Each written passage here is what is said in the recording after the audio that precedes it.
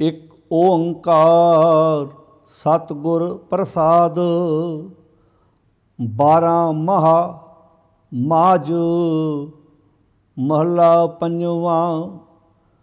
घर चौथा किरत कर्म के विछोड़े, कर कृपा मेलो राम।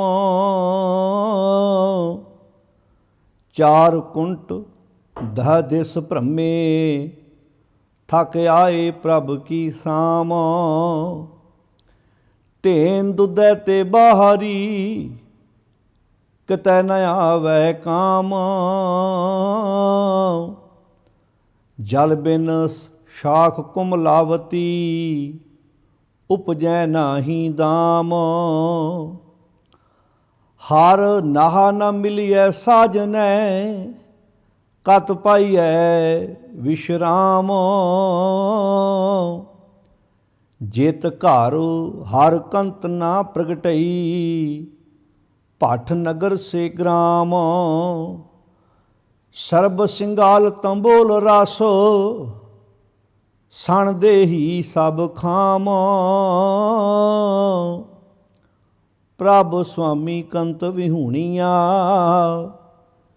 मीत सज्जन सब जाम। नानकी बेनंतिया, कर कृपा दीजै नाम। हर मेलो स्वामी संग प्रभ, जिसका निश्चल धाम। वाहिगुरु जी का खालसा, वाहिगुरु जी की फतेह। गुरु प्यारी साध संगत जी, शहीदां दे सरताज गुरु पंजवें पातशाह धन गुरु अर्जन साहिब सच्चे पातशाह महाराज जी की रसना तो उचारण की हुई बाणी 12 महा जो राग माझ दे विच है, जिसकी आपां लड़ीवार विचार आरंभ करन जा रहे हाँ। बड़े प्यार नाल आपां गुरदेव पिता महाराज जी के मुबारक रसना तो उचारण किया होया शब्द सरवण किया है, जो गुरु ग्रंथ साहिब जी के पावन अंक 133 के उपर सुभायमान है। सतगुरु जी ने 12 महा पाणी की भूमिका दे विच चेत महीने की आरंभता करन तो पहला जो सानू चेत महीने द्वारा उपदेश बख्शिश किया है, उस तो पहला सतगुरु जी ने बहुत प्यारा उपदेश, बहुत प्यारी सिक्ख्या दिंदियां होयां सानू अपने धुरे नाल, अपने मूल नाल जुड़न की प्रेरणा दी है।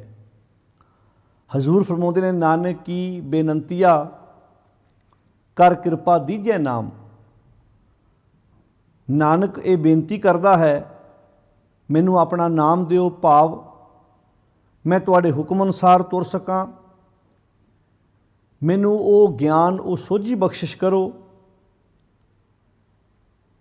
क्यों? क्योंकि इक्को कारण है, बाकी सब कुछ नाशवंत है, चलाएमान है, निश्चल नहीं है।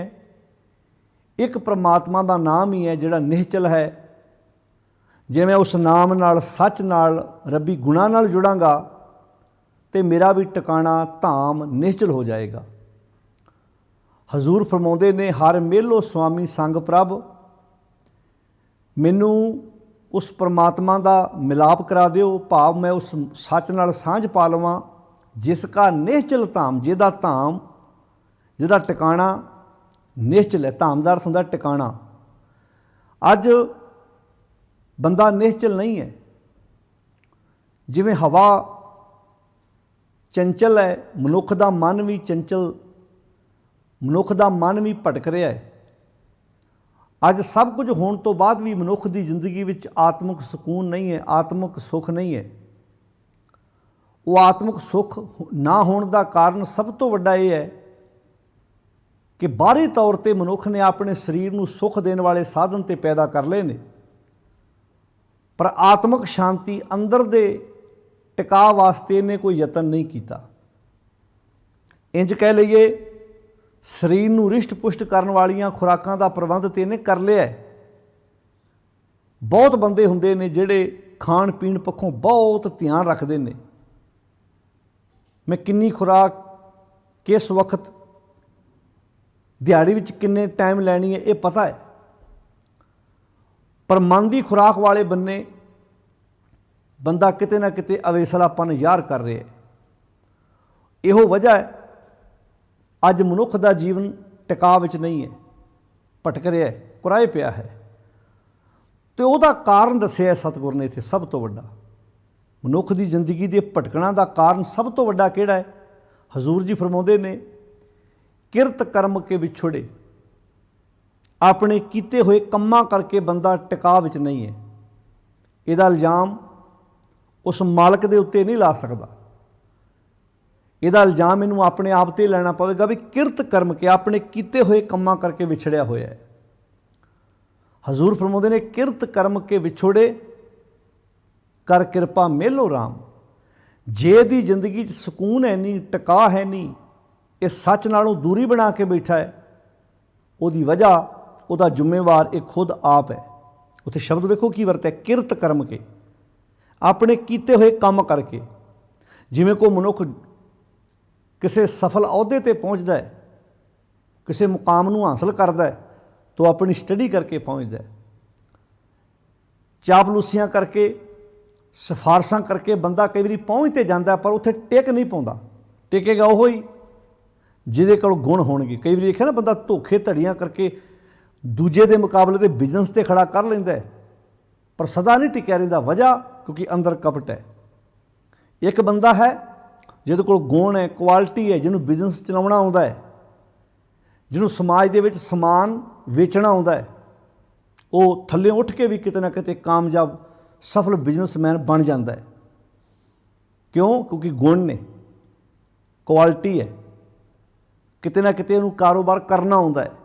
पातशाह जी इदां इत्थे समझाउंदे ने, जे अज मनुख सच नालों टुटा है, उहदे पिछे सब तो वड्डा कारण है अपने कीते हुए कम्मां करके। इत्थे किसी सिर इल्जाम नहीं ला सकदा। इत्थों ये गल क्लीयर होगी भी जिहड़ी किस्मत भाग जां इत्थे कोई बंदा अपाह जमदा है, कई बार दोष दिता जाता है, वेखो पिछले कर्म ने, पिछले कर्म नाल आए ने।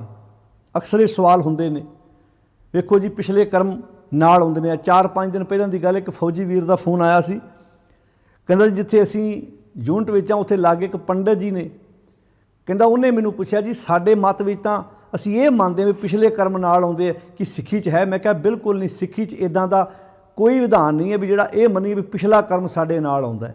मान लो जे आपां जूनां दी गल करिए तो किहड़ी आखिरी जून होएगी जिहड़ी जून बंदे ने सब तो आखिरी वार भोगी, तो उस जून विच कीता होया गुनाह इहदा मनुखी जन्म दे विच भी नाल ही तुरिया आ रहा है। सोच के वेखो तुसीं, हर एक जानवर जो दिसदा है वो काम करी जाता है। जे कुत्ता जो दिसदा वो है भी उहो ही है, इक्को इंसान ही है। जिहड़ा दिसदा इंसान है पर करतूत पशु की है, मानस जात है। आम ही साडे समाज विच ये प्रचारिया जाता है भी सारियां जूनां भोगण तो बाद मनुखा देह मिली है, तो जो सब कुछ भोग आया है दोबारा काहदी सज़ा मिली इनू? जो भोग तो पहले ही आया है, ये दोबारा किहड़े कर्म की सज़ा मिल रही है नाल? असल विच ये गल जिहड़े सो काल अखौती धार्मिक लोग सी, भावें वो किसी मजहब नाल संबंध रखते सी, उन्होंने इहो जिहा भरमजाल पा के अपनी दुकान नूं चलदा रखिया भी लोकां नूं डरावांगे, ये लोग भज्जे आउणगे साडे डेरिਆਂ नूं, साडिਆਂ स्थानां ते आण के मत्थे टेकणगे, परिक्रमा करनगे, ललकड़ियां कढणगे आण के कि सानूं इस जाल चों बाहर कढो, असीं अपनी जिंदगी 'च सुख पैदा करना चाहुंदे हां। तो हजूर फरमाउंदे ने किरत कर्म के विछड़े, कीते हुए काम करके असीं विछड़े हां। किहतों? सच तो। कर किरपा मेलो राम। हाँ मालक जी, तुहाडी किरपा ते पात्र बने ही असीं मिल सकते हैं सच दे नाल, साडा मिलाप हो सकता है। चार कुंट, चार कुंट का अर्थ की है? सारी दुनिया, भाव थां थां तो भटके आए हैं। काहदे लई? आत्मक टिकाणा लभण लई, आत्मक सुकून लभण लई, पर नहीं मिलिया। चार कुंट दह दिश भ्रमे, सारे बन्ने भटके वेख लिया। अगे की लिखिया? थक आए, थक के, थक दे कक्के नूं सिहारी है, थक के, हार के। जिवें आपां कहंदे मैं तो हुण थक हार के पाई आया इस डॉक्टर कोल। थक आए प्रभ की शाम, प्रभ की शरण आए। हुण प्रभु कित्थे है? वो बाहर बैठा है, किते वखरा आसन ला के बैठा है। जो बाणी च कहा प्रभ की शाम का अर्थ की भी रब को वखरा आसन ला के बैठा है? नहीं, बाणी च उन्होंने सर्व व्यापक आख्या है। भाव हुण मैं अपने अंतरात्मे टेगे है, ਜਿਹਨੂੰ ਇਦਾਂ ਵੀ ਲਿਖਿਆ, ਕੂਪ ਭਰਿਓ ਜੈਸੇ ਦਾਦਰਾ, ਕਛ ਦੇਸ਼ ਵਿਦੇਸ਼ ਨ ਬੂਝ, ਐਸੇ ਮੇਰਾ ਮਨ ਵਿਖਿਆ ਵਿਮੋਹਿਆ, ਕਛ ਆਰਾ ਪਾਰ ਨ ਸੂਝ। ਸਗਲ ਭਵਨ ਕੇ ਨਾਇਕਾ ਇੱਕ ਛਿਨ ਦਰਸ਼ ਦਿਖਾਏ ਜੀ। ਉਹ ਇੱਕ ਛਿਨ ਦਾ ਅਰਥ ਕੀ ਹੈ? ਆਪਣੇ ਅੰਤਰਾਤਮੇ ਨਾਲ ਜੁੜਨਾ, ਭਾਵ ਆਪਣੇ ਆਪ ਨੂੰ ਸੁਧਾਰਨਾ, ਆਪਣੇ ਮਾੜੇ ਕੰਮਾਂ ਨੂੰ ਚੰਗੇ ਕਰਮਾਂ ਵਿੱਚ ਤਬਦੀਲ ਕਰਨਾ।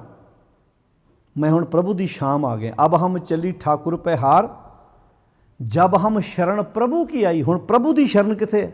ਇਹ ਪ੍ਰਭੂ ਕਿਤੇ ਵੱਖਰਾ ਬੈਠਾ ਹੈ, ਭਾਵ ਆਪਣੇ ਅੰਤਰਾਤਮੇ ਟਿਕਣਾ ਹੈ, ਪ੍ਰਭੂ ਦੀ ਸ਼ਾਮ ਆਉਣਾ ਹੈ, ਪ੍ਰਭੂ ਦੀ ਸ਼ਰਨ ਆਉਣਾ ਹੈ। ਅਬ ਹਮ ਚੱਲੀ ਠਾਕੁਰ ਪੈ ਹਾਰ, ਜਬ ਹਮ ਸ਼ਰਨ ਪ੍ਰਭੂ ਕੀ ਆਈ, ਰਾਖ ਪ੍ਰਭੂ ਭਾਵੇਂ ਮਾਰ।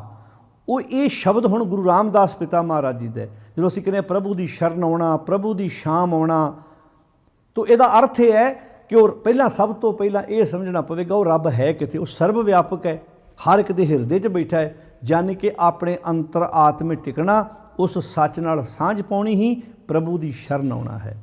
ਤੇ ਬੰਦਿਆ, ਸੁਖੀ ਆਪਣੇ ਆਪ ਨੂੰ ਤੂੰ ਖੁਦ ਆਪ ਕਰਨਾ ਹੈ। ਕਿੱਦਾਂ? ਆਪਣੇ ਕਰਮ ਬਦਲ ਕੇ, ਆਪਣੀ ਸੋਚ ਬਦਲ ਕੇ, ਆਪਣੇ ਜੀਵਨ ਨੂੰ ਤਬਦੀਲ ਕਰਕੇ। ਤਾਂ ਪਾਤਸ਼ਾਹ ਜੀ ਨੇ ਬਹੁਤ ਪਿਆਰਾ ਬਚਨ, ਜਦੋਂ ਦੁੱਖਾਂ ਦੀ ਗੱਲ ਕੀਤੀ ਹੈ, ਹਜ਼ੂਰ ਨੇ ਬਹੁਤ ਪਿਆਰੇ ਤਰੀਕੇ ਨਾਲ ਸਮਝਾਇਆ ਹੈ। ਦੁੱਖ ਵਿੱਚ ਜੰਮਣ, ਬੰਦਾ ਜਦੋਂ ਕਰਮ ਮਾੜੇ ਕਰਦਾ, ਕਿਰਤ ਕਰਮ ਕੇ ਵਿਛੜੇ, ਫਿਰ ਦੁੱਖਾਂ ਵਿੱਚ ਹੀ ਜੰਮਦਾ ਹੈ। ਦੁੱਖ ਵਿੱਚ ਜੰਮਣ, ਦੁੱਖ ਮਰਨ, ਤੇ ਉਹਨਾਂ ਦੁੱਖਾਂ ਵਿੱਚ ਹੀ ਆਤਮਿਕ ਤੌਰ 'ਤੇ ਮਰ ਜਾਂਦਾ ਹੈ। ਦੁੱਖ ਵਰਤਨ ਸੰਸਾਰ, ਹੁਣ ਤੁਸੀਂ ਵੇਖੋ, ਵਰਤਨ ਸੰਸਾਰ ਦਾ ਅਰਥ ਹੈ ਉਹਨਾਂ ਦੁੱਖਾਂ ਵਿੱਚ ਹੀ ਫਿਰ ਸਾਰੀ ਜ਼ਿੰਦਗੀ ਵਰਤਦਾ ਹੈ। ਉਹਨਾਂ ਦੁੱਖਾਂ ਤੋਂ ਉਹਦਾ ਨਾਤਾ ਕਦੀ ਟੁੱਟਦਾ ਨਹੀਂ, ਉਹਨਾਂ ਦੁੱਖਾਂ ਤੋਂ ਕਦੀ ਲਿੰਕ ਉਹਦਾ ਟੁੱਟਦਾ ਨਹੀਂ। ਦੁੱਖ ਦੁੱਖ ਅੱਗੇ ਆਖੀਏ, ਪੜ ਪੜ ਕਰੇ ਪੁਕਾਰ। ਦੁੱਖ ਦੁੱਖ ਅੱਗੇ ਆਖੀ ਦਾ ਅਰਥ ਹੈ, ਹੁਣ ਜਦੋਂ ਕਰਮ ਮਾੜੇ ਕੀਤੇ ਨੇ, ਆਦਤਾਂ ਮਾੜੀਆਂ ਨੇ, ਤੇ ਦੁੱਖ ਉਹਦੀ ਜ਼ਿੰਦਗੀ 'ਚੋਂ ਬਾਹਰ ਕਿੱਦਾਂ ਕੋਈ ਕੱਢ ਦੇਵੇਗਾ? ਦੁੱਖ ਤਾਂ ਫਿਰ ਨਾਲ ਚੱਲਣਗੇ ਨਾ, ਕੋਈ ਕੰਮਾਂ 'ਚੋਂ ਦੁੱਖ ਪੈਦਾ ਹੋਏ ਨੇ। ਦੁੱਖ ਦੁੱਖ ਅੱਗੇ ਆਖੀਏ, ਪੜ ਪੜ ਕਰੇ ਪੁਕਾਰ। ਤੇ ਅੱਗੇ ਸਾਹਿਬ ਜੀ ਕਹਿੰਦੇ, ਫਿਰ ਕਮਾਲ ਦੀ ਗੱਲ ਵੇਖੋ, ਦੁੱਖ ਕੀਆਂ ਪੰਡਾਂ ਖੁੱਲੀਆਂ। ਜਿਵੇਂ ਆਪਾਂ ਕਹੀਏ ਪੰਡਾਂ ਹੀ ਖੁੱਲ੍ਹ ਗਈਆਂ ਭਾਈ, ਬਹੁਤ ਜ਼ਿਆਦਾ ਦੁੱਖ, ਦੁੱਖ ਕੀਆਂ ਪੰਡਾਂ ਖੁੱਲੀਆਂ, ਸੁੱਖ ਨਾ ਨਿਕਲਿਓ ਕੋਈ। ਕਹਿੰਦੇ ਐਂ ਲੱਗਦਾ ਜਿਵੇਂ ਪੰਡਾਂ ਦੀਆਂ ਪੰਡਾਂ ਹੀ ਖੁੱਲ੍ਹ ਗਈਆਂ, ਵਿੱਚੋਂ ਆਤਮਿਕ ਸੁੱਖ ਨਿਕਲਿਆ ਹੀ ਕੋਈ ਨਹੀਂ। ਬਾਹਰੋਂ ਵੇਖਣ ਨੂੰ ਲੱਗਦਾ ਸੀ ਬੰਦਾ ਐਂ ਸਭ ਕੁਝ ਠੀਕ ਹੈ, ਪਰ ਅੰਦਰ ਦੁੱਖ। ਦੁੱਖ ਕੀਆਂ ਪੰਡਾਂ ਖੁੱਲੀਆਂ, ਸੁੱਖ ਨਾ ਨਿਕਲਿਓ ਕੋਏ। ਦੁੱਖ ਵਿੱਚ ਜੀਓ ਜਲਾਇਆ, ਇਸ ਦੁੱਖ ਦੇ ਵਿੱਚ ਹੀ ਜੀਓ ਮੀਨਿੰਗ ਮਨ ਸੜਿਆ ਪਿਆ, ਮਨ ਲੂਸਿਆ ਪਿਆ। ਹੁਣ ਆ ਗਈ ਨਾ ਗੱਲ ਅੰਦਰ ਦੀ, ਵੀ ਧਾਮ ਅੱਜ ਮਨ ਅੰਦਰੋਂ, ਬਾਹਰੋਂ ਸਭ ਕੁਝ ਹੈ, ਘਰ ਵਧੀਆ ਹੈ, ਬਿਜ਼ਨਸ ਹੈ, ਵਪਾਰ ਹੈ, ਫੈਕਟਰੀਆਂ ਨੇ, ਜ਼ਮੀਨ ਹੈ, ਜਾਇਦਾਦ ਹੈ, ਪਰ ਮਨ ਖੁਸ਼ ਨਹੀਂ ਹੈ, ਡਿਪਰੈਸ਼ਨ ਦਾ ਸ਼ਿਕਾਰ ਹੈ, ਆਤਮਿਕ ਟਿਕਾ ਨਹੀਂ ਹੈ। ਕਿਉਂ? ਕਿਉਂਕਿ ਸਰੀਰ ਦੇ ਸਾਧਨ ਤੇ ਪੈਦਾ ਕਰ ਲਏ ਸੁੱਖ ਦੇਣ ਵਾਲੇ, ਮਨ ਨੂੰ ਸੁੱਖ ਦੇਣ ਵਾਲਾ ਖਜ਼ਾਨਾ ਪ੍ਰਾਪਤ ਹੀ ਨਹੀਂ ਕਰ ਸਕਿਆ। ਤੇ ਹਜ਼ੂਰ ਕਹਿੰਦੇ ਨੇ, ਦੁੱਖ ਵਿੱਚ ਜੀਓ ਜਲਾਇਆ, ਦੁਖੀਆ ਚੱਲਿਆ ਰੋਏ। ਤੇ ਫਿਰ ਜ਼ਿੰਦਗੀ 'ਚ ਰੋਣਾ ਧੋਣਾ ਪੱਲੇ ਤੇ ਰਹਿਣਾ ਹੀ ਸੀ। ਕਿਉਂ? ਕਿਉਂਕਿ ਕਰਮ ਦੁੱਖਾਂ ਵਾਲੇ, ਕਿਰਤ ਕਰਮ ਕੇ ਵਿਛੜੇ ਸੀ। ਕਰ ਕਿਰਪਾ ਮੇਲੋ ਰਾਮ। ਹਜ਼ੂਰ ਕਹਿੰਦੇ ਨੇ, ਇੱਕ ਤਰੀਕਾ ਹੈਗਾ ਹੈ ਆਪਣੀ ਜ਼ਿੰਦਗੀ ਨੂੰ ਹਰਿਆ ਕਰਨ ਦਾ, ਇੱਕ ਤਰੀਕਾ ਹੈਗਾ ਦੁੱਖਾਂ 'ਚੋਂ ਨਿਕਲਦਾ। ਨਾਨਕ ਸਿਫਤੀ ਰਤਿਆ, ਇੱਕੋ ਇੱਕ ਤਰੀਕਾ ਹੈ, ਨਾਨਕ ਸਿਫਤ ਦੁਆਰਾ ਆਪਣੇ ਆਪ ਨੂੰ ਰੰਗ ਲੈ, ਯਾਨੀ ਕਿ ਆਪਣੇ ਮਨ ਨੂੰ ਸੱਚ ਨਾਲ ਇੱਕਮੇ ਕਰ ਲਾ। ਨਾਨਕ ਸਿਫਤੀ ਰਤਿਆਂ, ਸਿਫਤ ਵਿੱਚ ਰਤਿਆਂ, ਮਨ ਤਨ ਹਰਿਆ ਹੋਏ। ਮਨ ਵੀ ਹਰਿਆ ਹੋ ਜਾਏਗਾ ਤੇ ਤਨ ਵੀ ਹਰਿਆ ਹੋ ਜਾਏਗਾ। ਤੇਰਾ ਮਨ ਵੀ ਖੇੜੇ 'ਚ ਆ ਜਾਏਗਾ, ਤਨ ਵੀ ਖੇੜੇ 'ਚ ਆ ਜਾਏਗਾ, ਕਿਉਂਕਿ ਮਨ ਦਾ ਸੰਬੰਧ ਤਨ ਨਾਲ। ਜਦੋਂ ਤੁਹਾਡਾ ਮਨ ਖੇੜੇ 'ਚ ਹੁੰਦਾ ਹੈ, ਤੁਹਾਡੀ ਸਕਿਨ ਵੀ ਖੇੜੇ 'ਚ ਹੁੰਦੀ ਹੈ। ਜਦੋਂ ਤੁਹਾਡਾ ਮਨ ਉਦਾਸ ਹੁੰਦਾ ਹੈ, ਤੁਹਾਡਾ ਤਨ ਵੀ ਉਦਾਸ ਹੁੰਦਾ ਹੈ। ਤਾਂ ਹੀ ਬਾਣੀ 'ਚ ਆਖਿਆ ਸੀ ਨਾ ਕਿ ਆਪਣੇ ਮਨ ਨੂੰ ਸਮਝਾਉਣਾ ਹੈ। ਨਾਨਕ ਮਨ ਸਮਝਾਈਐ, ਹੇ ਨਾਨਕ ਮਨ ਨੂੰ ਸਮਝਾਓ। ਗੁਰ ਕੈ ਸ਼ਬਦ ਸਾਲਾ, ਰਾਮ ਨਾਮ ਰੰਗ ਰਤਿਆਂ, ਭਾਰ ਨਾ ਭਰਮ ਤਿਨਾ। ਇਹ ਮਨ ਸੱਚ ਨਾਲ ਰੰਗਿਆ ਜਾਏਗਾ। ਨਾਨਕ ਸਿਫਤੀ ਰਤਿਆਂ, ਮਨ ਤਨ ਹਰਿਆ ਹੋਏ। ਅੱਜ ਮਨ ਤਨ ਹਰਿਆ ਨਹੀਂ, ਤਾਂ ਹੀ ਬਾਣੀ 'ਚ ਆਖਿਆ ਸੀ ਨਾ, ਮੇਰੇ ਮਾਧੋ ਜੀ ਸਤ ਸੰਗਤ ਮਿਲੈ ਸੋ ਤਰਿਆ। ਅੱਜ ਸਤ ਦੀ ਸੰਗਤ ਨਹੀਂ ਹੈ, ਅੱਜ ਤੇ ਝੂਠ ਦੀ ਸੰਗਤ ਕੋਲ ਬੈਠਣਾ ਪਸੰਦ ਕਰਦਾ ਹੈ, ਤੇ ਝੂਠਿਆਂ ਕੋਲ ਬਹਿਣਾ ਪਸੰਦ ਕਰਦਾ ਹੈ। ਤਾਂ ਹੀ ਤੇ ਬਾਣੀ 'ਚ ਆਖਿਆ ਸੀ, ਲੋਕ ਅਵਗੁਣਾ ਕੀ ਬੰਨ੍ਹੈ ਗੰਠੜੀ। ਇਸੇ ਤੇ ਅਵਗੁਣਾ ਦੀਆਂ ਪੰਡਾਂ ਬੰਨੀਆਂ ਜਾ ਰਹੀਆਂ ਨੇ, ਗੁਣ ਨਾ ਵਿਹਾਜੈ ਕੋਏ। ਅੱਜ ਤਾਂ ਜੇ ਇਹਦੀ ਮਾਂ ਨਾਲ ਨਹੀਂ ਬਣਦੀ ਤੇ ਸਮਾਜ ਵਿੱਚੋਂ ਵੇਖਦਾ ਵੀ ਕਿਹਦੀ ਮਾਂ ਨਾਲ ਨਹੀਂ ਬਣਦੀ, ਮੈਂ ਉਹ ਉਦਾਹਰਨਾਂ ਦੇਵਾਂ। ਮੇਰੀ ਆਪਣੇ ਬਾਪ ਨਾਲ ਨਹੀਂ ਬਣਦੀ, ਉਹ ਉਦਾਹਰਨਾਂ ਲੱਭਦਾ ਵੀ ਕਿਹੜੇ ਬੱਚਿਆਂ ਦੀ ਬਾਪ ਨਾਲ ਨਹੀਂ ਬਣਦੀ। ਐਸ ਬੰਦੇ ਦੀ ਆਪਣੇ ਸਕੇ ਭਰਾ ਨਾਲ ਨਹੀਂ ਬਣਦੀ, ਸਮਾਜ ਵਿੱਚੋਂ ਉਹ ਪਰਿਵਾਰ ਲੱਭਦਾ ਜਿਹਦੀ ਆਪਣੇ ਭਰਾ ਨਾਲ ਨਹੀਂ ਬਣਦੀ। ਇਹ ਨਹੀਂ ਵੇਖਦਾ ਵੀ ਭਾਈ ਅੱਛਾ ਕਿਹੜੇ ਆਪਣਾ ਸਰੀਰ ਫਲਾਣੇ ਪਦਾਰਥ ਖਾ ਕੇ ਸੱਤਿਆਨਾਸ ਮਰਾ ਲਈ। ਸਮਾਜ 'ਚ ਉਹ ਬੰਦੇ ਲੱਭਦਾ ਜਿਹੜੇ ਉਹ ਚੀਜ਼ਾਂ ਖਾ ਰਹੇ ਨੇ। ਕਿਉਂ? ਆਪਣੇ ਆਪ ਨੂੰ ਸਹੀ ਸਿੱਧ ਕਰਨ ਵਾਸਤੇ। ਮੈਂ ਇਕੱਲਾ ਥੋੜ੍ਹਾ, ਉਹ ਵੀ ਤਿੰਜ ਕਰ ਹੀ ਰਿਹਾ। ਆਪਣੀ ਗਲਤੀ ਨੂੰ ਛੁਪਾਉਣ ਲੱਗਿਆ ਬਹੁਤ ਵਾਰੀ ਬੰਦਾ ਦੂਜਿਆਂ ਦੇ ਨਾਂ ਲੈਂਦਾ ਹੈ, ਦੂਜਿਆਂ ਦੇ ਨਾਂ ਲੈਂਦਾ ਹੈ। ਤਾਂ ਪਾਤਸ਼ਾਹ ਇੱਥੇ ਕਿੱਡਾ ਪਿਆਰਾ ਬਚਨ ਕਰਦੇ ਨੇ। ਇਹਦੀ ਸਭ ਤੋਂ ਵੱਡੀ ਇੱਕ ਵਜ੍ਹਾ ਹੈ, ਲੋਕ ਅਵਗੁਣਾ ਕੀ ਬੰਨ੍ਹੈ ਗੰਠੜੀ। ਲੋਕ ਅਵਗੁਣਾ ਦੀਆਂ ਪੰਡਾਂ ਬੰਨ੍ਹੀ ਜਾਂਦੇ ਨੇ, ਗੁਣ ਨਾ ਵਿਹਾਜਿਆ ਕੋਈ। ਸਮਾਜ ਵਿੱਚ ਕਦੀ ਐਸਾ ਹੋਇਆ? ਹਾਂਜੀ, ਤੁਸੀਂ ਵੇਖੋ ਕਿਹੜੇ ਲੋਕ ਗੁਰੂ ਦੀ ਬਾਣੀ ਦੇ ਉੱਤੇ ਉਂਗਲਾਂ ਚੁੱਕਦੇ ਨੇ। ਪਤਾ ਹੈ ਵੀ ਅਸੀਂ ਕਸਵੱਟੀ 'ਤੇ ਖਰੇ ਨਹੀਂ ਉਤਰਦੇ, ਉਹਨਾਂ ਬੰਦਿਆਂ ਦਾ ਨਾਂ ਲਾਓ ਜਿਹੜੇ ਬੰਦੇ ਕਸਵੱਟੀ 'ਤੇ ਖਰੇ ਨਹੀਂ ਉਤਰਦੇ, ਤਾਂ ਕਿ ਜਸਟੀਫਾਈ ਕਰ ਸਕੇ ਵੀ ਅਸੀਂ ਸਹੀ ਹਾਂ। ਅਸੀਂ ਇਕੱਲੇ ਉਹ ਵੀ ਤਾਂ ਇੰਝ ਹੈਗੇ ਤਾਂ ਹੀ ਤੁਸੀਂ ਇੱਦਾਂ ਦੇ ਆ। ਵੇਖੋ ਜੀ ਫਲਾਣੇ ਬੰਦੇ ਨੇ, ਤੁਸੀਂ ਵੇਖੋ ਕਈ ਬੰਦਿਆਂ ਨੇ ਕਿਸੇ ਖੰਡੇ ਦੀ ਪੌ ਲੈਣ ਵਾਲੇ ਦੇ ਕੋਲੋਂ ਕੋਈ ਗਲਤੀ ਹੋ ਜਾਏ ਉਹਦੀ ਨਿਊਜ਼ 'ਤੇ ਹਫਤਾ ਚਲਾਉਣੀ ਹੈ, ਪਰ ਜੇ ਕਿਸੇ ਨੇ ਕੋਈ ਸੱਚੀ ਚੰਗਾ ਕੰਮ ਕੀਤਾ ਉਹਦਾ ਨਾਂ ਨਹੀਂ ਲੈਣਾ। ਕਿਉਂ? ਕਿਉਂਕਿ ਆਪਣੇ ਆਪ ਨੂੰ ਸਹੀ ਸਿੱਧ ਕਰਨ ਵਾਸਤੇ ਉਹ ਗੱਲਾਂ ਚੱਕਣੀਆਂ ਨੇ। ਮੀਡੀਆ 'ਚ ਵੀ ਐਸਾ ਹੁੰਦਾ, ਤੁਸੀਂ ਵੇਖੋ।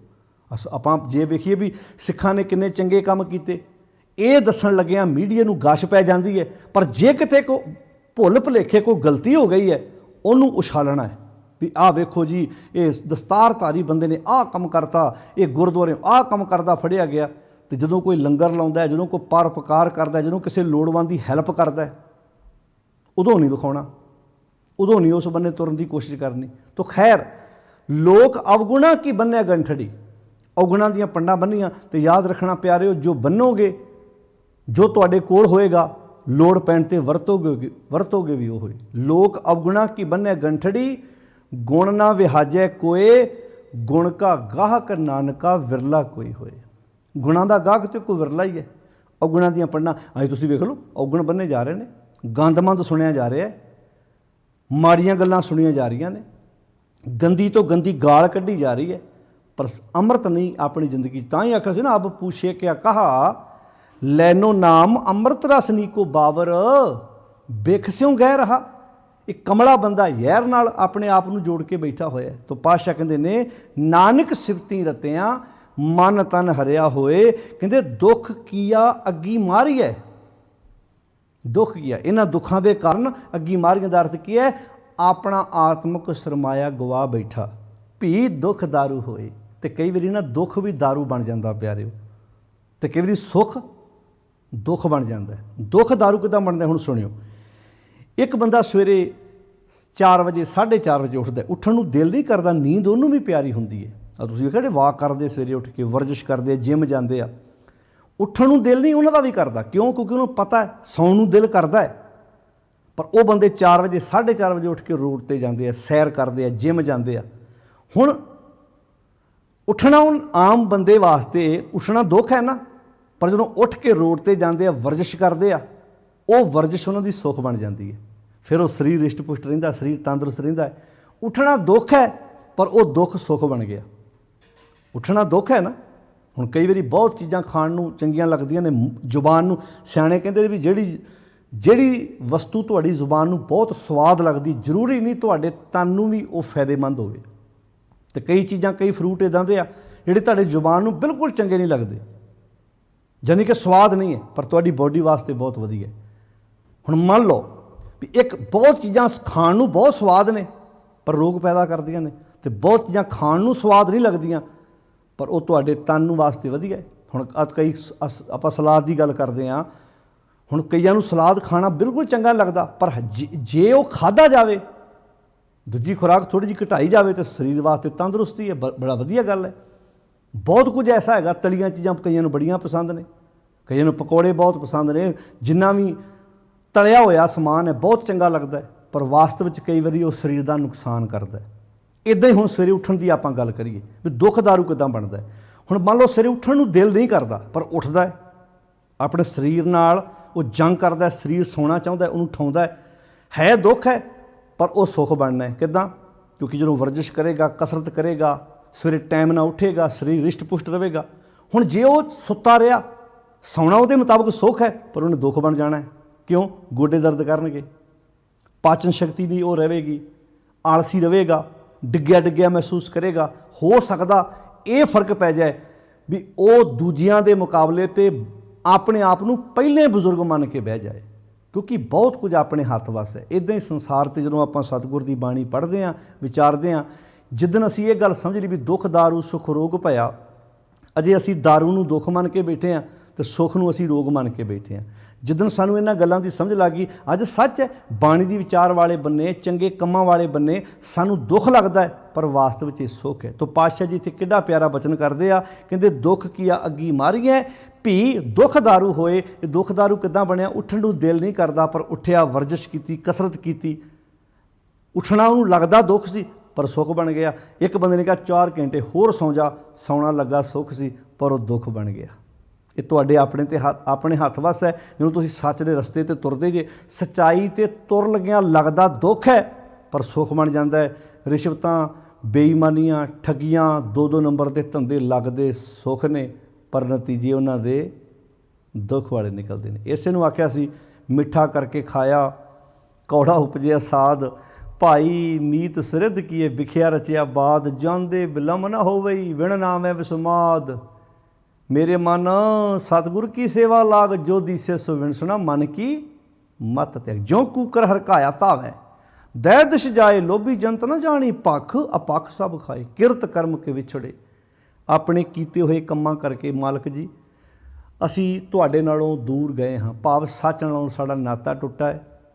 ਕਰ ਕਿਰਪਾ ਮਿਲੋ ਰਾਮ, ਕਿਰਪਾ ਦੇ ਘਰ 'ਚ ਆ ਕੇ ਸਾਨੂੰ ਸੱਚ ਨਾਲ ਮਿਲਾ ਦਿਓ। ਭਾਵ ਸੱਚ ਨਾਲ ਮਿਲਣਾ, ਸੱਚ ਨਾਲ ਜੁੜਨਾ, ਸੱਚ ਦੀ ਵਿਚਾਰ ਜ਼ਿੰਦਗੀ 'ਚ ਲੈ ਕੇ ਆਉਣਾ, ਇਹੋ ਹੀ ਉਹ ਆਪਣੀ ਜ਼ਿੰਦਗੀ ਨੂੰ ਖੂਬਸੂਰਤ ਬਣਾਉਣਾ ਹੈ, ਆਪਣੀ ਜ਼ਿੰਦਗੀ ਨੂੰ ਸਵਾਰਨਾ ਹੈ। 4 ਕੁੰਟ ਦਹਿ ਦਿਸ਼ ਭ੍ਰਮੇ ਥੱਕ ਆਏ ਪ੍ਰਭ ਕੀ ਸ਼ਾਮ।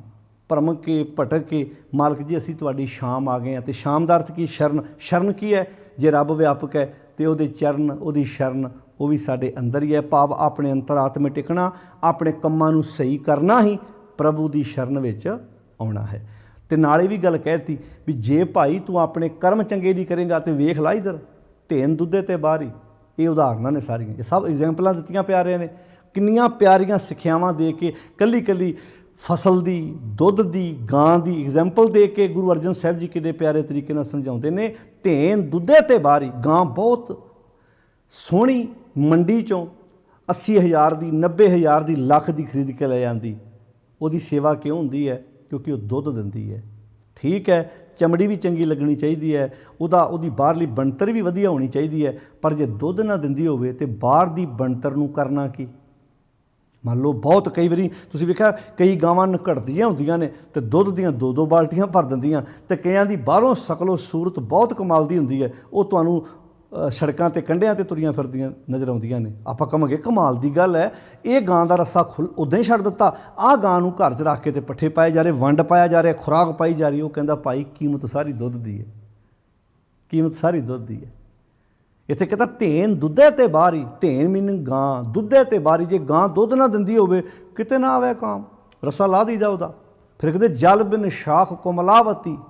ਫਸਲ ਬੜੀ ਕਮਾਲ ਦੀ ਹੈ, ਯੂਨੀਵਰਸਿਟੀ 'ਚੋਂ ਸੋਧਿਆ ਹੋਇਆ ਬੀਜ ਲਿਆ ਕੇ ਜ਼ਮੀਨ 'ਚ ਪਾਇਆ ਹੈ, ਪਰ ਜੇ ਉਹਨੂੰ ਟਾਈਮ ਸਿਰ ਵਕਤ ਸਿਰ ਪਾਣੀ ਨਾ ਮਿਲਿਆ, ਖੂਹ ਦਾ ਲਾਓ, ਟਿਊਬਵੈੱਲ ਦਾ ਲਾਓ, ਵਰਖਾ ਦਾ ਪਾਣੀ ਹੋਵੇ, ਕੋਈ ਵੀ ਪਾਣੀ, ਕਹਿਣ ਲੱਗੇ ਜੇ ਉਹਨੂੰ ਵਕਤ ਸਿਰ ਪਾਣੀ ਨਾ ਮਿਲਿਆ ਅਤੇ ਇੰਨਾ ਮਹਿੰਗਾ ਲਿਆਂਦਾ ਹੋਇਆ ਬੀਜ, ਉਹਦਾ ਕੀ ਅਰਥ ਰਹਿ ਗਿਆ? ਜਲ ਬਿਨ ਸ਼ਾਖ ਕੋਮਲਾਵਤੀ। ਕਹਿੰਦੇ ਉਪਜਿਆ ਨਾ ਹੀ ਦਾਮ। ਉਸ ਫਸਲ 'ਚੋਂ 4 ਪੈਸੇ ਥੋੜ੍ਹਾ ਮਿਲਣੇ। ਕਈ ਵਾਰੀ ਬੀਜ ਲਿਆਂਦਾ ਹੋਇਆ ਉਹ ਵੀ ਪੂਰਾ ਨਹੀਂ ਹੁੰਦਾ ਜੇ ਟਾਈਮ ਸਿਰ ਪਾਣੀ ਨਾ ਮਿਲੇ। ਜਿੰਨੇ ਪੈਸੇ ਦਾ ਬੀਜ ਲਿਆਂਦਾ ਸੀ, ਜੋ ਖਾਦ ਪਾਈ ਸੀ, ਉਹਦੇ ਪੈਸੇ ਵੀ ਨਹੀਂ ਮਿਲੇ। ਕਹਿੰਦੇ ਉਪਜੈ ਨਾ ਹੀ ਦਾਮ, ਹਰ ਨਾਹ ਨਾ ਮਿਲੀਐ ਸਾਜਨ। ਇੱਦਾਂ ਹੀ ਜਿਨ੍ਹਾਂ ਦੀ ਜ਼ਿੰਦਗੀ 'ਚ ਹਰ ਨਾ ਕਹਿੰਦੇ ਖਸਮ ਨੂੰ, ਜਿਨ੍ਹਾਂ ਦੀ ਜ਼ਿੰਦਗੀ 'ਚ ਨਾ ਹੈ ਨਹੀਂ, ਮਾਲਕ ਹੈ ਨਹੀਂ, ਖਸਮ ਹੈ ਨਹੀਂ, ਸੱਚ ਹੈ ਨਹੀਂ, ਕਤ ਪਾਈ ਹੈ ਵਿਸ਼ਰਾਮ। ਆ ਗਈ ਨਾ ਵਿਸ਼ਰਾਮ ਦੀ ਗੱਲ। ਅਖੀਰ 'ਤੇ ਕਹਿੰਦੇ ਨੇਚਲ ਧਾਮ, ਇੱਥੇ ਕਹਤਾ ਵਿਸ਼ਰਾਮ। ਵਿਸ਼ਰਾਮ ਦਾ ਅਰਥ ਕੀ? ਟਿਕਾਣਾ। ਅੱਜ ਬੰਦੇ ਦੀ ਜ਼ਿੰਦਗੀ 'ਚ ਮਾਲਕ ਹੈ ਨਹੀਂ, ਸੱਚ ਹੈ ਨਹੀਂ, ਅਤੇ ਬੰਦੇ ਦੀ ਜ਼ਿੰਦਗੀ 'ਚ ਟਿਕਾਣਾ ਵੀ ਹੈ ਨਹੀਂ, ਟਿਕਾ ਵੀ ਹੈ ਨਹੀਂ। ਭਟਕਦਾ ਨਹੀਂ ਪਿਆ, ਖਿਜਿਆ ਪਿਆ, ਕਲਪਿਆ ਪਿਆ। ਵਜ੍ਹਾ ਕੀ ਹੈ? ਕਿਉਂਕਿ ਸੱਚ ਨਾਲੋਂ ਨਾਤਾ ਤੋੜ ਚੁੱਕਾ ਹੈ। सच तो दूरी बना के बैठा है। तो पातशाह जी कहते ने हर नाह ना मिलीए साजनै, हर ना वो हरी मालक ना खसम परमात्मा मिल गया साजने। कत पाई है विश्राम, किद्दां जिंदगी च विश्राम आएगा, किद्दां जिंदगी च टिका आएगा ਜਦੋਂ तक तू उस मालक नाल ਸਾਂਝ नहीं पाਉਂਦਾ। गां ਦੀ सेवा दुध करके है, तेरा सत्कार उस खसम करके है। जो तेरी जिंदगी च कस्तांख है तिचर वसें सुहेलड़ी, उदों तक ही बंदा सुखी है जिचर साथी नाल। उदों तक ये जीवन सुखी है ਜਦੋਂ तक ਇਹਦੇ ਵਿੱਚ ਸਾਥੀ ਵਸਦਾ ਹੈ। ਜਾਂ ਸਾਥੀ ਉੱਠੀ ਚੱਲਿਆ ਤਾਂ ਧਨ ਖਾਕੂ ਰਾਲ, ਜਦੋਂ ਅੰਦਰੋਂ ਸਾਥੀ ਉੱਠ ਕੇ ਤੁਰ ਪਿਆ, ਜਦੋਂ ਅੰਦਰੋਂ ਸਾਚੀ ਉੱਡ ਗਿਆ ਤਾਂ ਧਨ ਖਾਕੂ ਰਾਲ। ਧਨ ਖਾਕੂ ਰਾਲ ਦਾ ਅਰਥ ਮਰਨ ਤੋਂ ਬਾਅਦ ਦੀ ਗੱਲ ਨਹੀਂ ਹੋ ਰਹੀ ਇੱਥੇ। ਇੱਥੇ ਗੱਲ ਹੋ ਰਹੀ ਬੰਦੇ ਦੀ ਜ਼ਿੰਦਗੀ ਸੱਚ ਨਿਕਲ ਜਾਏ ਤੇ ਬੰਦਾ ਜਿਉਂਦਿਆਂ ਹੀ ਉਹ ਕੰਮ ਕਰਦਾ ਜਿਹਨੂੰ ਆਪਾਂ ਕਹਿੰਦੇ ਬੰਦੇ ਨੇ ਖੇਹ ਪਵਾ ਲਈ ਸਿਰ 'ਚ ਭਾਈ। ਧਨ ਖਾਕੂ ਰਾਲ ਦਾ ਅਰਥ ਕਿ ਬੰਦਾ ਤੇ ਖੇਹ ਪਵਾ ਕੇ ਬਹਿ ਗਿਆ ਭਾਈ। ਕਿਉਂ? ਕਿਉਂਕਿ ਸੱਚ ਨਿਕਲ ਗਿਆ। ਤਿੱਚਰ ਵਸੈ ਸੁਹੇਲੜੀ, ਜਿਚਰ ਸਾਥੀ ਨਾਲ ਜਾਂ ਸਾਥੀ ਉੱਠੀ ਚੱਲਿਆ ਤਾਂ ਧਨ ਖਾਕੂ ਰਾਲ। ਮਨ ਬੈਰਾਗ ਭਇਆ ਦਰਸ਼ਨ ਦੇਖਣੇ ਕਾ ਚਾਓ, ਧਨ ਸੋ ਤੇਰਾ ਥਾਨ। ਜਿਚਰ ਵਸਿਆ ਕੰਤ ਘਰ ਜਿਉ ਜਿਉ ਸਭ ਕਹਾਤ। ਜਦੋਂ ਤੱਕ ਕੰਤ ਅੰਦਰ ਸੀ ਤੇ ਸਾਰੇ ਜੀ ਜੀ ਕਰਦੇ ਸੀ। ਤੁਸੀਂ ਵੇਖੋ ਬੰਦੇ ਅੰਦਰ ਹੁਣ ਮੱਝ ਗਾਂ ਦੁੱਧ ਦਿੰਦੀ ਹੈ ਤੇ ਕਿੱਦਾਂ ਜੀ ਜੀ। ਅਗਲਾ ਕਿਸਾਨ ਆਪ ਜਲ ਪਾਣੀ ਬਾਅਦ ਵੀ ਛਕਦਾ ਹੈ, ਪਹਿਲਾਂ ਉਹਦੀ ਖੁਰਲੀ 'ਚ ਪੱਠੇ ਪਾਉਂਦਾ। ਰਾਤ ਪਹਿਲੀ ਗੱਲ ਤੇ ਉਹਦੀ ਖੁਰਲੀ ਪੱਠਿਆਂ ਨਾਲ ਭਰ ਕੇ ਸੌਂਦਾ ਹੈ, ਉਹਦੇ 'ਤੇ ਪੱਖਾ ਲਾਉਂਦਾ ਹੈ, ਉਹਨੂੰ ਨਵਾਉਂਦਾ ਹੈ 2-2 3-3 ਵਾਰ, ਉਹਦੀ ਸੇਵਾ ਕਰਦਾ ਹੈ। ਕਿਉਂ ਕਰਦਾ ਹੈ? ਕਿਉਂਕਿ ਉਹ ਦੁੱਧ ਦਿੰਦੀ ਹੈ, ਦੁੱਧ ਕਰਕੇ ਉਹਦੀ ਸੇਵਾ ਹੋ ਰਹੀ ਹੈ। ਤੋ ਇੱਥੇ ਵੀ ਪਾਤਸ਼ਾਹ ਕਹਿੰਦੇ ਨੇ ਜਿਚਰ ਵਸਿਆ ਕੰਤ ਘਰ। ਜਦੋਂ ਤੱਕ ਬੰਦੇ 'ਚ ਗੁਣ ਹੋਣ ਜਿਉ ਜਿਉ ਸਭ ਕਹਾਤ। ਬੰਦੇ ਦੀ ਸਤਿਕਾਰ ਉਹਦੇ ਗੁਣਾਂ ਦਾ ਹੈ ਨਾ। ਹੁਣ ਤੁਸੀਂ ਵੇਖੋ ਕਈ ਵਾਰੀ ਬੰਦਾ ਵੱਡੇ ਵੱਡੇ ਆਫਿਸਰ ਜਿਹਨੂੰ ਆਪਾਂ ਕਹਿੰਦੇ ਮਹਿੰਗੇ ਆ, ਕਿੱਦਾਂ? ਜਦੋਂ ਹੁਣ ਇੱਕ ਆਫਿਸਰ ਹੈ ਉਹਦੇ ਸਾਹਮਣੇ ਜਾ ਕੇ ਵੱਡੇ ਵੱਡੇ MP MLA ਵੀ ਜਾ ਕੇ ਟਾਈਮ ਲੈ ਕੇ ਉਹਨੂੰ ਮਿਲਦੇ ਨੇ। ਅਗਲੇ ਕਹਿੰਦੇ ਸਾਹਿਬ ਨੂੰ ਟਾਈਮ ਲੈ ਕੇ ਮਿਲਣਾ ਜੀ ਅਸੀਂ। ਹੁਣ ਬੰਦਾ ਤਾਂ ਉਹੀ ਹੈ ਪਰ ਅਗਲੇ ਵਿੱਚ ਗੁਣ ਹੈ, ਕੁਆਲਿਟੀ ਹੈ। ਅਗਲੇ ਨੇ ਆਪਣੇ ਆਪ ਨੂੰ ਮਹਿੰਗਾ ਕੀਤਾ ਹੈ। ਜਿਵੇਂ ਆਪਾਂ ਬਾਣੀ 'ਚ ਨਹੀਂ ਪੜ੍ਹਿਆ ਵੀ ਜਦੋਂ ਘਿਓ ਹੈ, ਘਿਓ ਮਹਿੰਗਾ ਹੈ, ਉਹਨੂੰ ਕੋਈ ਅਸ਼ੁੱਧ ਨਹੀਂ ਮੰਨਦਾ, ਉਹ ਸ਼ੁੱਧ ਹੀ ਮੰਨਦੇ ਨੇ। ਉਹ 'ਚ ਕਿਤੇ ਮੱਖੀ ਵੀ ਪੈ ਜਾਏ ਤਾਂ ਚੁੱਕ ਕੇ ਬਾਹਰ ਸੁੱਟ ਦਈਦੀ ਹੈ। ਅਤੇ ਪਾਣੀ ਆਮ ਆਪਾਂ ਕਹਿੰਦੇ ਵੀ ਉੱਥੋਂ ਬਾਲਟੀ ਭਰ ਲੈਣੀ ਹੈ, ਜੇ ਉਹ 'ਚ ਮੱਖੀਆਂ ਪੈ ਵੀ ਜਾਣ ਤਾਂ ਡੋਲ ਦਈਦੀਆਂ ਨੇ। ਇੱਦਾਂ ਹੀ ਭਗਤ ਸਾਹਿਬਾਨ ਭਾਵੇਂ ਕਿਸੇ ਮੱਤ ਵਿੱਚ ਪੈਦਾ ਹੋਏ, ਕਿਸੇ ਮਜ਼ਹਬ ਵਿੱਚ ਪੈਦਾ ਹੋਏ, ਉਹਨਾਂ ਨੇ ਆਪਣੇ ਵਿੱਚ ਗੁਣ ਪੈਦਾ ਕਰਕੇ ਆਪਣੇ ਜੀਵਨ ਨੂੰ ਮਹਿੰਗਾ ਬਣਾਇਆ। ਜੇ ਆਪਾਂ ਕਹਿੰਦੇ ਜੇ ਗੁਰੂ ਦਾ ਸ਼ਬਦ ਮਹਿੰਗਾ ਹੈ ਤਾਂ ਜਿਹੜੇ ਗੁਰੂ ਦੇ ਸ਼ਬਦ ਨਾਲ ਜੁੜਦੇ ਨੇ ਉਹ ਜੀਵਨ ਵੀ ਮਹਿੰਗੇ ਹੋ ਜਾਂਦੇ ਨੇ। ਜਿਵੇਂ ਗੁਰ ਕਾ ਸ਼ਬਦ ਰਤਨ ਹੈ, ਗੁਰੂ ਦਾ ਜੇ ਸ਼ਬਦ ਰਤਨ ਹੈ, ਜਿਹੜਾ ਗੁਰੂ ਦੇ ਸ਼ਬਦ ਨਾਲ ਜੁੜੇਗਾ ਉਹਦਾ ਜੀਵਨ ਵੀ ਮਹਿੰਗਾ ਹੋ ਜਾਏ। ਗੋਬਿੰਦ ਗੋਬਿੰਦ ਗੋਬਿੰਦ ਸੰਗ ਨਾਮ ਦਿਓ ਮਨ ਲੀਣਾ, ਆੜ ਦਾਮ ਕੋ ਸ਼ੀਪਰੋ ਹੋਇਓ ਲਖੀਣਾ। ਲੱਖਾਂ ਦਾ ਹੋ ਗਿਆ, ਕਿੱਦਾਂ? ਗੁਣਾ ਕਰਕੇ। ਤੋ ਇੱਥੇ ਪਾਤਸ਼ਾਹ ਜੀ ਕਹਿੰਦੇ ਨੇ ਹਰ ਨਾਹ ਨਾ ਮਿਲੀਏ ਸਾਜਨੈ, ਕੱਤ ਪਾਈਏ ਵਿਸ਼ਰਾਮ। ਜਦੋਂ ਤੱਕ ਸੱਚ ਪੱਲੇ ਨਹੀਂ ਹੈਗਾ ਤੇ ਵਿਸ਼ਰਾਮ ਕਿੱਦਾਂ ਆਊ ਜ਼ਿੰਦਗੀ 'ਚ, ਟਿਕਾ ਕਿੱਦਾਂ ਆਏਗਾ? ਕਹਿੰਦੇ ਜਿਤ ਘਰ ਹਰ ਕੰਤ ਨਾ ਪ੍ਰਗਟਈ, ਜਿਸ ਹਿਰਦੇ ਰੂਪੀ ਘਰ ਵਿੱਚ ਕੰਤ ਪ੍ਰਗਟ ਨਹੀਂ। ਹੁਣ ਵੇਖੋ ਤੇ ਸ਼ਬਦ ਕੀ ਵਰਤਿਆ ਹੈ। ਉੱਤੇ ਕਿਹਾ ਸੀ ਥਕ ਆਏ ਪ੍ਰਭ ਕੀ ਸ਼ਾਮ, ਪ੍ਰਭੂ ਦੀ ਸ਼ਰਨ ਵਿੱਚ। ਤੇ ਅੱਗੇ ਜਾ ਕੇ ਕਲੀਅਰ ਕਰ ਦਿੱਤੀ ਗੱਲ ਨੂੰ ਵੀ ਉਹ ਰੱਬ ਰਹਿੰਦਾ ਕਿੱਥੇ ਜਿਹਦੀ ਸ਼ਰਨ 'ਚ ਮੈਂ ਆਉਣਾ। ਉੱਥੇ ਕਹਿਤਾ ਜਿਤ ਘਰ।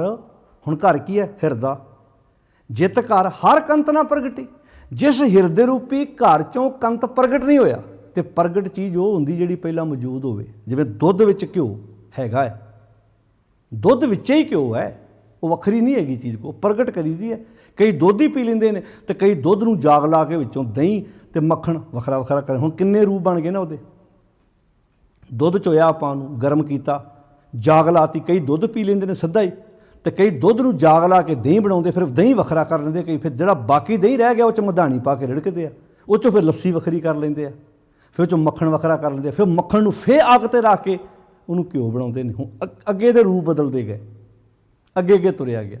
ਹੈਗਾ ਵਿੱਚੇ ਸੀ ਦੁੱਧ ਦੇ ਵਿੱਚੇ ਹੀ ਘਿਓ ਸੀ, ਲੱਕੜ ਦੇ ਵਿੱਚੇ ਹੀ ਦਰਵਾਜ਼ਾ ਸੀ। ਬਸ ਆਹ ਚੇਤਾ ਰੱਖਣਾ। ਇੱਥੇ ਵੀ ਪਾਤਸ਼ਾਹ ਕਹਿੰਦੇ ਜਿਤ ਘਰ ਹਰ ਕੰਤ ਨਾ ਪ੍ਰਗਟਈ, ਜਿਸ ਹਿਰਦੇ ਰੂਪੀ ਘਰ ਵਿੱਚ ਕੰਤ ਪ੍ਰਗਟ ਨਹੀਂ ਹੋਇਆ। ਹੁਣ ਉਤਲੀ ਗੱਲ ਨੂੰ ਆਪੇ ਕਲੀਅਰ ਕਰਤਾ ਗੁਰੂ ਸਾਹਿਬ ਨੇ ਵੀ ਇਹ ਨਾ ਹੋਵੇ ਬਾਹਰ ਲੱਭਦਾ ਫਿਰੇ ਵੀ ਮੈਂ ਉਹਦੀ ਸ਼ਾਮ 'ਚ ਜਾਣਾ, ਉਹਦੀ ਸ਼ਰਨ 'ਚ ਜਾਣਾ। ਰੱਬ ਕਿਤੇ ਬਾਹਰ ਨਹੀਂ ਬੈਠਾ, ਉਹ ਤੇਰੇ ਅੰਤਰਾਤਮੇ ਹੈ।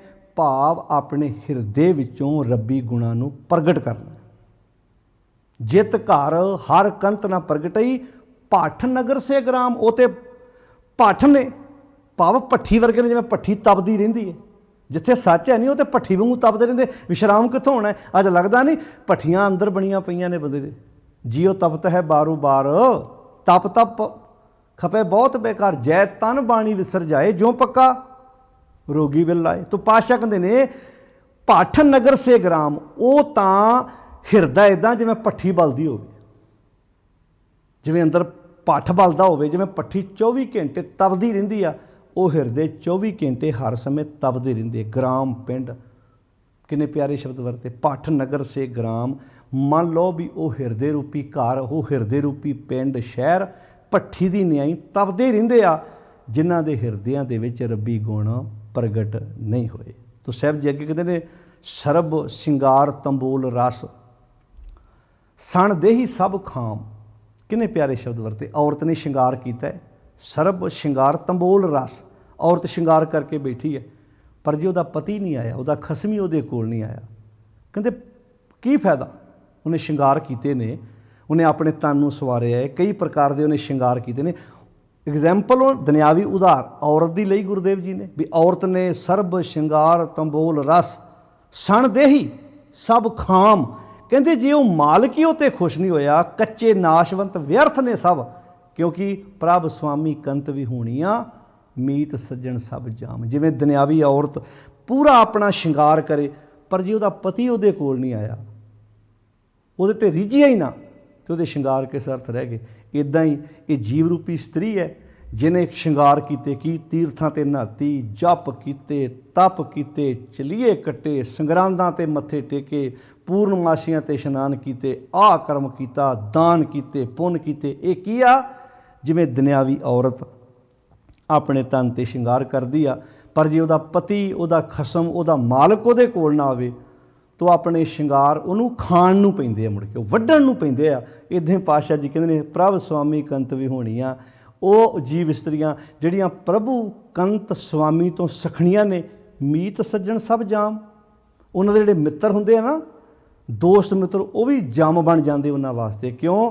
ਕਿਉਂਕਿ ਪਿਆਰੇ ਜਦੋਂ ਸੱਚ ਪੱਲੇ ਨਾ ਹੋਵੇ ਨਾ, ਫਿਰ ਤਾਂ ਮਨਮੁੱਖਾਂ ਕਿਹੜੀ ਦੋਸਤੀ, ਮਾਇਆ ਕਾ ਸੰਬੰਧ ਹੀ ਰਹਿ ਜਾਂਦਾ। ਫਿਰ ਤੇ ਦੋਸਤ ਮਿੱਤਰ ਵੀ ਖਾਣ ਨੂੰ ਪੈਂਦੇ ਆ, ਜੇ ਬੰਦੇ ਦੇ ਪੱਲੇ ਆਪਣੇ ਸੱਚ ਨਾ ਹੋਵੇ।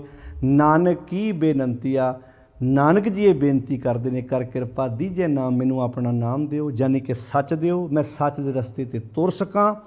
ਹਰ ਮੇਲੋ ਸੁਆਮੀ ਸੰਗ ਪ੍ਰਭ, ਮੈਨੂੰ ਉਸ ਪ੍ਰਭੂ ਦੇ ਸੰਗ ਮਿਲਾ ਦਿਓ। ਕਿਹੜਾ ਪ੍ਰਭੂ? ਜਿਹੜਾ ਮੇਰੇ ਅੰਤਰਾਤਮੇ ਟਿਕਿਆ ਹੋਇਆ ਹੈ, ਜਿਸ ਕਾ ਨਿਹਚਲ ਧਾਮ।